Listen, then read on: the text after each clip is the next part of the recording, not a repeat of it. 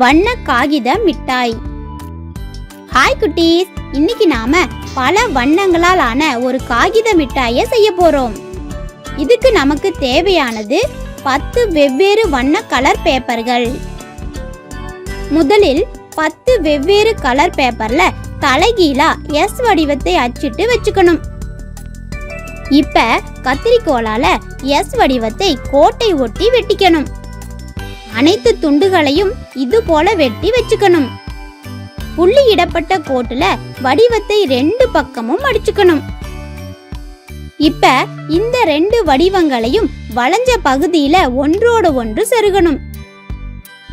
இதே போல அதன் வளைந்த மையத்தை பிடிச்சுக்கிட்டு ஒன்றுடன் ஒன்றாக 10 கலர் பேப்பர்களையும் சொருகிடணும்.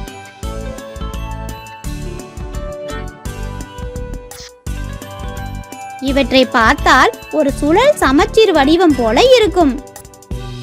இப்ப இத அப்படியே திருப்பி மறுபுறம் உள்ள வளைந்த பகுதியை முன்பு போல ஒன்றுடன் ஒன்று செருகி இணைச்சுக்கிட்டே வரணும். இதை நாம கலர் பேப்பர்களை வச்சு ரொம்ப எளிமையா செய்திருக்கோம். இதை பார்த்தா ஒரு லாந்தர் விளக்கு போல இருக்கு இல்லையா?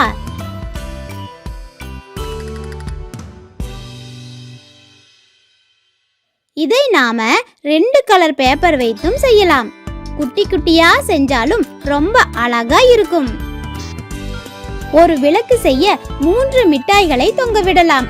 பார்க்கவே அழகா இருக்கிற இதை நீங்களும் செய்துதான் பாருங்களே. பாய் பாய் குட்டீஸ். இத்தகைய பயிற்சியை மேற்கொள்வதன் மூலமாக எளிய பொருட்களை கொண்டும் நம் படைப்பாற்றல் திறனை நாமே வளர்த்து கொள்ள முடியும்.